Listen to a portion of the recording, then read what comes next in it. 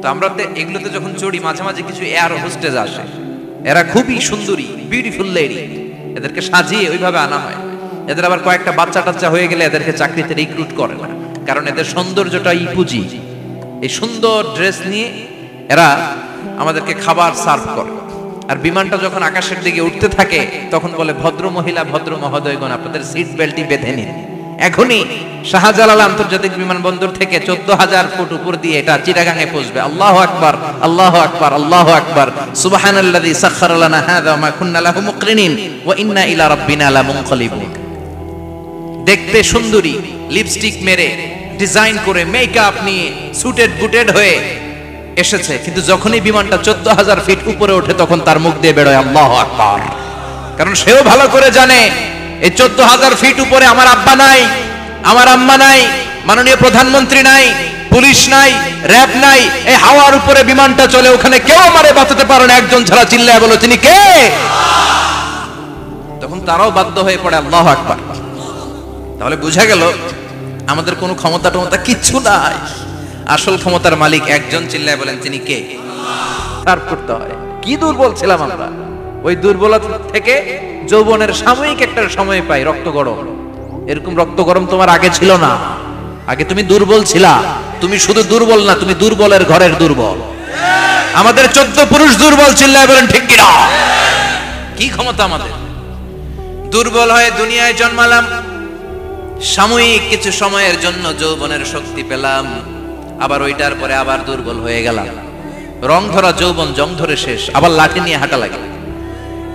কোমরে ব্যথা, মাজায় ব্যথা, আবার কুজো হয়ে যায়। কি ক্ষমতা আছে আমার? কি ক্ষমতা আছে? একটু ভূমিকম্প হলে কাঁপাকাঁপি শুরু হয়ে যায়, ঠিক কিনা? ভূমিকম্প হলে বাঁচার জন্য সব দেয় দৌড়। টেলিভিশনের কিছু লাইভ প্রোগ্রাম দেখলাম, উপস্থাপকও দৌড়, অতিথিও দৌড়।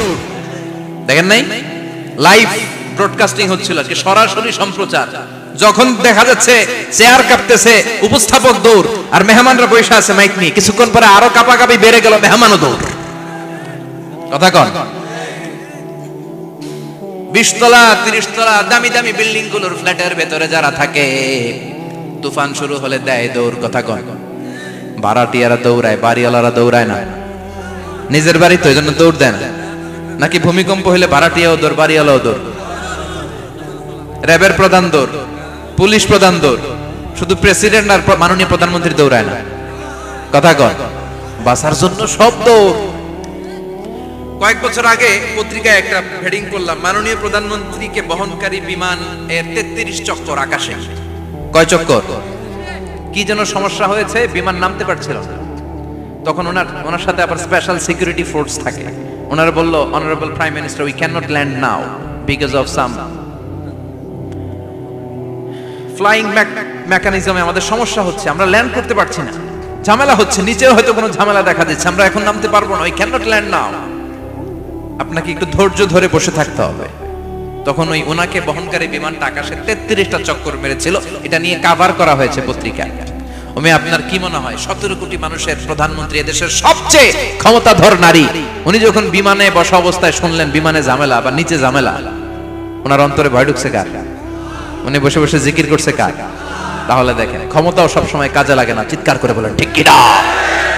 ক্ষমতা আপনারে বাঁচাতে পারবে না, আপনারে বাঁচাতে পারে একজন। চিৎকার করে বলেন, তিনি কে?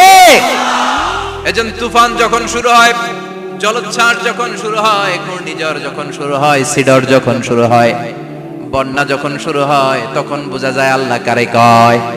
কক্সবাজারে যখন জলোচ্ছ্বাস হয়, মহেশখালী দ্বীপে যখন তুফান হয়, টর্নেডো হয়, জলোচ্ছ্বাস হয়, গৌতম বুদ্ধের অনুসারী যেই বুদ্ধ ধর্মের লোকেরা আছে, বুদ্ধ পাদ্রীরাও নেমে নেমে জিকির করা শুরু করে দেয় কার? সবাই তখন পড়ে লা ইলাহা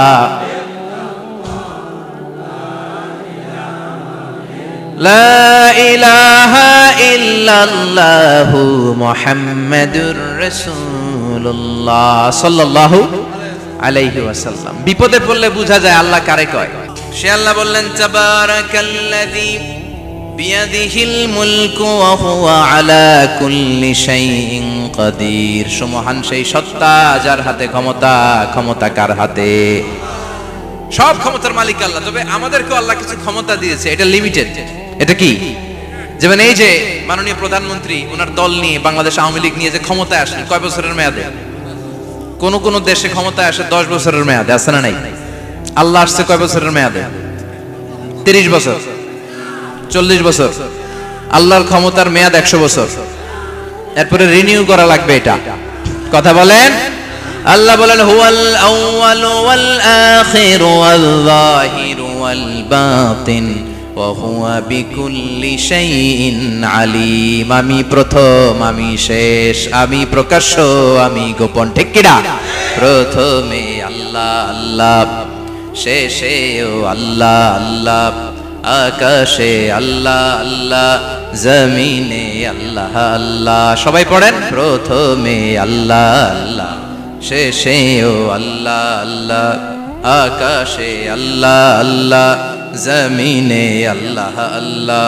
নিখিল জাহান গায়ে গুণগান তার নামে গায়, আমরাও গাহি তাআলা হামদে বারি তাআলা, হামদে বারি তাআলা, হামদে বারি তাআলা। সুবহানাল্লাহ পড়েন। আল্লাহ বলে আমার ক্ষমতা তোদের মতো 5 বছরের মেয়াদে না, 10 বছরের মেয়াদে না, 20 বছর 30 বছরের মেয়াদে না, আমি চিরকালের জন্য ক্ষমতার চেয়ারে বসা। চিরকালীন মেয়াদ, সৃষ্টির সূচনার আগ থেকে তিনি আছেন, অনাদিকাল পর্যন্ত তিনি থাকবেন। তার ক্ষমতার মেয়াদ আনলিমিটেড মেয়াদ। চিৎকার করে বলেন ঠিক কি না? আবার পৃথিবীর অনেক দেশে দেখবেন ডেমোক্রেটিক সিস্টেমে, আমাদের দেশেও তো গণতান্ত্রিক সিস্টেমে ভোটাভুটির মধ্য দিয়ে ক্ষমতায় আসে না? যাদেরকে ভোট দেওয়া হয় বেশি তারা ক্ষমতায় চলে যায়। আল্লাহ তো ভোটে আসছে ক্ষমতায়, কথা কয় তো কেমনে আসছে? কারচুপি করে। কথা বলেন।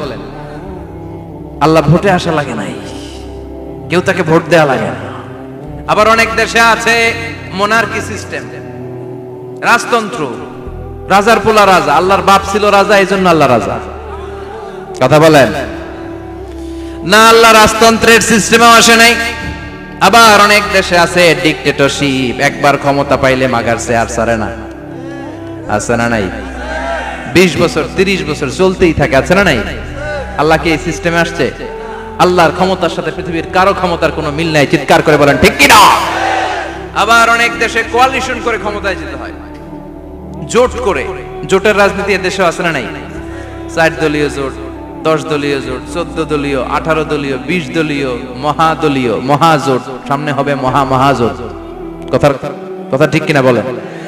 তো আল্লাহ কিরকম জোট করে আসা লাগছে? কথা বলেন। তার মানে আল্লাহর ক্ষমতা আমাদের ক্ষমতা এক নয়। আবার পৃথিবীর অনেক দেশে গণ অভ্যুত্থানের মাধ্যমে অনেককে ক্ষমতা থেকে নামানো হয়, ঠিক কিনা? গণ অভ্যুত্থান হয় না, সেনাবাহিনীরা কু করে না, মিলিটারি কু করে ক্ষমতা থেকে নামায়। তো আমরাও যদি আল্লাহর বিরুদ্ধে একটা আন্দোলন করি, আল্লাহ তো নেমে যাবে, নামানো যাবে না? আচ্ছা আমরা পারলাম না, জিনেরা যদি আমাদের সাথে যোগ দেয়, মানুষ জিন ভাই ভাই, আল্লাহর রক্ষা নাই। কথা বলেন, তাও পারা যাবে না। ফেরেশতারাও যদি কয় আমরাও মানি না, তাইলে তো শেষ আল্লাহর গদি। আল্লাহ বলে গোটা বিশ্বের সবাই মিলে যদি আমার বিরুদ্ধে আন্দোলনে নেমে যাস, আমার ক্ষমতার বিরুদ্ধে যদি মিছিল দেয়া শুরু করে দিস, আমার ক্ষমতার 1 ইঞ্চিও কমাতে পারবি না। সুবহানাল্লাহ পড়েন। এজন্য আল্লাহ বললেন তাবারাকাল্লাযী বিয়াদিহিল মুলকু ওয়া হুয়া আলা কুল্লি শাইইন কাদির। সুমহান সেই সত্তা যার হাতে ক্ষমতা, ক্ষমতা কার হাতে? আবার দেখবেন পৃথিবীর অনেক দেশের রাজা সিস্টেম, যেখানে বয়সের ভারে যখন নুজ্জ হয়ে যায়, 80-90 বছর বয়স হয়ে যায়, স্বেচ্ছায় ক্ষমতা ছেড়ে দেয়, ছেড়ে দিয়ে রিটায়ারমেন্টে যায়। কথা কয় শোনেন নাই মনে হয়, আছে না নাই? অনেক রাজা স্বেচ্ছায় ক্ষমতা ছেড়ে দিয়ে রিটায়ারমেন্টে যায়, বয়সের ভারে নুজ্জ। তো আল্লাহ তো ওই কবে থেকে ক্ষমতায়, বুড়ো হয়ে গেছে না? কথা কন। এখন আল্লাহর চলতে লাঠি লাগে, আগের মতো ক্ষমতা নাই, চোখে সানগ্লাস লাগে, পাওয়ারওয়ালা গ্লাস ছাড়া আল্লাহ মনে হয় দেখে টেকে না। কথা কন। যে ফেরাউনকে আল্লাহ সাগরের জলে ডুবিয়ে মারলো, যে নমরুদকে আল্লাহ শেষ করে দিল, যেই কারণকে আল্লাহ শেষ করে দিল, সে আল্লাহ আজও আগের ক্ষমতা নিয়ে আছে রে নাই? এজন্য বিয়াদিহিল মুলক, তার হাতে ক্ষমতা। ওহু আলা কুল্লি শাইইন কাদির, তিনি চাইলে সব করতে পারেন। তিনি রাজারে প্রজা বানাতে পারেন, প্রজারে রাজা বানাতে পারেন, ধনীরে গরিব বানাতে পারেন, গরিবরে ধনী বানাতে পারেন, তিনি সাগরকে মরুভূমি করতে পারেন, মরুভূমিকে দরিয়া করে দিতে পারেন, তিনি কে?